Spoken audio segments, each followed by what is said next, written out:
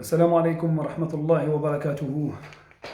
Donc mes frères, je vais vous parler des bienfaits qu'Allah subhanahu wa jal a voulu nous donner pendant ce mois du Ramadan.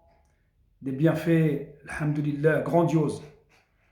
Allah subhanahu wa ta'ala nous dit dans Surat al-Baqarah, concernant le jeûne, il nous dit يا أيها الذين آمنوا كتب عليكم الصيام كما كتب على الذين من قبلكم لعلكم تتقون.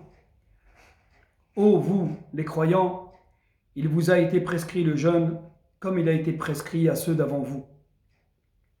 Et j'attire votre attention sur ce point où Allah subhanahu wa jal a précisé, car ils auraient pu ne pas le faire, mais Allah, le parfait, ne laisse pas de porte ouverte, ne laisse pas de faille dans le Coran al-Karim.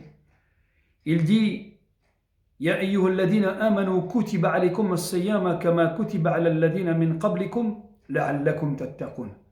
Il vous a été prescrit le jeûne comme il a été prescrit à ceux d'avant vous, ainsi atteindrez-vous la piété. Allah Jalla fi'ala, il aurait pu dire Ô vous les croyants, il vous est prescrit le jeûne pendant le mois du Ramadan. Mais là, non. Allah Jalla fi'ala a précisé. Il a été prescrit à nous, les croyants, comme il a été prescrit à ceux d'avant nous. Parce que si Allah ne l'avait pas précisé, alors certainement, les hypocrites, les gens qui sont contre la religion, se seraient précipités sur cette faille en disant « Oui, mais quelle injustice! Pourquoi tu nous prescris à nous alors qu'à eux, tu ne leur as pas prescrit ?» Les gens, ils auraient dit, c'est une injustice.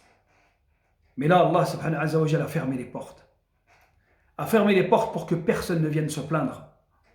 Ya ayyuhal ladina amanu kutiba alaykum as-siyam kama kutiba ala alladina min qablikum la'allakum tattaqun. Pas de jalousie. C'est le même pour tout le monde.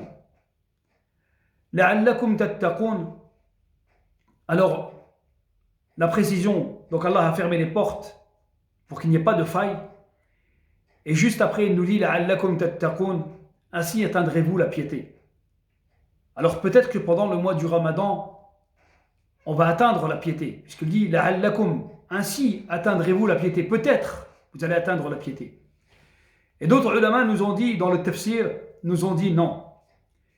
Car Allah subhanahu wa ta'ala a dit la'allakum tattaqun wa huwa at-tahqiq. C'est là, vous allez réaliser, vous allez arriver à ce degré de piété. Et ça, c'est le cadeau d'Allah subhanahu wa ta'ala. Il nous a prescrit le jeûne afin qu'on atteigne le plus haut des degrés, c'est le degré de la taqwa. Et dans le degré de la taqwa, il y a aussi le degré de l'ihsan, le degré de la bienfaisance. Vous vous rappelez du hadith du prophète sallallahu alayhi wa sallam, quand Jibril est venu voir le prophète sallallahu alayhi wa sallam dans la mosquée en lui posant les questions, il lui dit « Informe-moi sur la bienfaisance ». Et le prophète sallallahu alayhi wa sallam lui dit « Que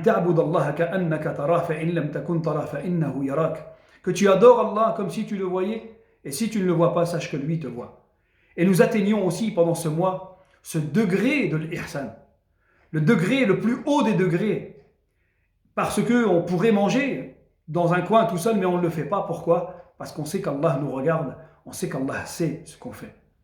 Et donc on atteint ce degré de taqwa, ce degré de l'ihsan.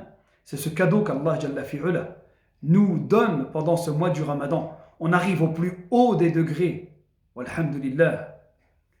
Ensuite, je vais vous parler aussi du mois du Ramadan qui est composé de 3 décades comme il a été rapporté du hadith du prophète sallallahu alayhi wa sallam. Il nous dit que le mois du Ramadan est partagé en 3 décades. La première décade, c'est une clémence et une miséricorde, al-Rahma. La deuxième décade, c'est un pardon de la part d'Allah, al-Maghfira. Et la troisième décade, c'est un éloignement du feu de l'enfer, itqun min an-nar. Et certains ulama nous ont dit que ce hadith était da'if, parce que dans la chaîne de transmission, il y a un sahabi, Ali ibn Zayd, qui a été critiqué pour sa mémoire. On ne discutera pas de ça. Et il y a des ulama qui nous disent que le Coran huwa yufassiru le Coran. Donc d'une manière ou d'une autre, même si ce hadith est daïf, on va s'apercevoir que dans le tafsir du Coran al-Karim, que ce hadith prend tout son sens. Allah subhanahu wa jalla nous dit Shahru Ramadan الذي أنزل فيه القرآن هدى للناس وبينة من الهدى والفرقان.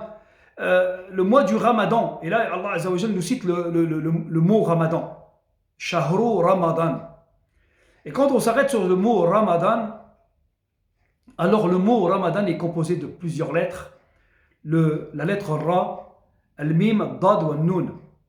Alors, la première lettre, on se rend compte que c'est Ar-Ra. Ar-Ra, les ulama nous ont dit, ceux qui nous rapportent la traduction, nous disent que Ar-Ra c'est Ar-Rahma, la première décade. Ar-Ra, Ar-Rahma. La deuxième décade, c'est Al-Mim, la lettre Mim. Et la lettre Mim, Al-Maghfira. La troisième décade, donc après il y a le Dad, et à la fin il y a le Nun. Le Nun, c'est la lumière. An-Nur. Et les ulama, dans la traduction de ce mot, le Nur, ils ont dit An-Nur, huwa al-Islam.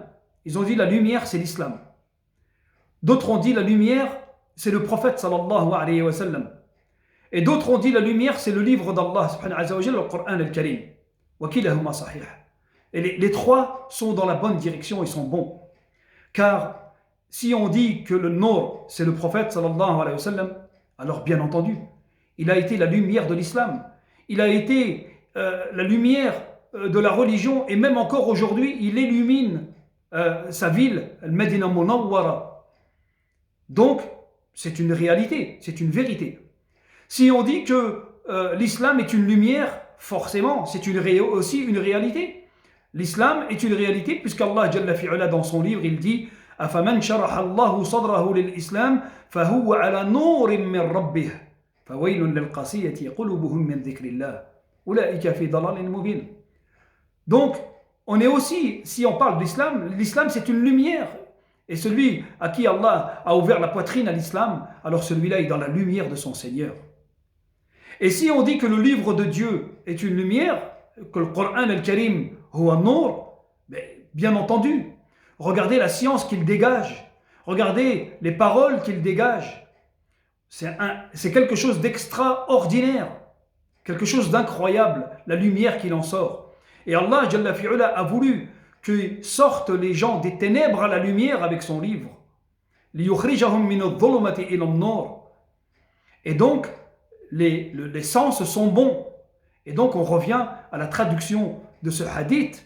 Et ce hadith nous paraît, puisque le Coran, yufassiru le Coran, la première lettre c'est Ar-Rahma, la deuxième lettre c'est le Mim al-Maghfira, et la troisième c'est la fin c'est le Nun, Nun huwa Nur. Et forcément, si on suit cette lumière, alors forcément Allah Jalla fi'ala va nous éloigner du feu de l'enfer. La première décade c'est une rahma, la deuxième décade c'est un pardon de la part d'Allah Jalla fi'ala, et la troisième décade c'est un éloignement du feu. Et à la fin du Ramadan, le jour de l'Eid, les anges annoncent la bonne nouvelle aux croyants. Ils leur disent « Allez, Dieu vous a pardonné ». أسأل الله سبحانه وتعالى أن يعلمنا ويهدينا إلى صراط المستقيم ويتقبل منا صيامنا وقيامنا ويجعلنا من عباده الأخيار وآخر دعوانا أن الحمد لله رب العالمين والسلام عليكم ورحمة الله وبركاته.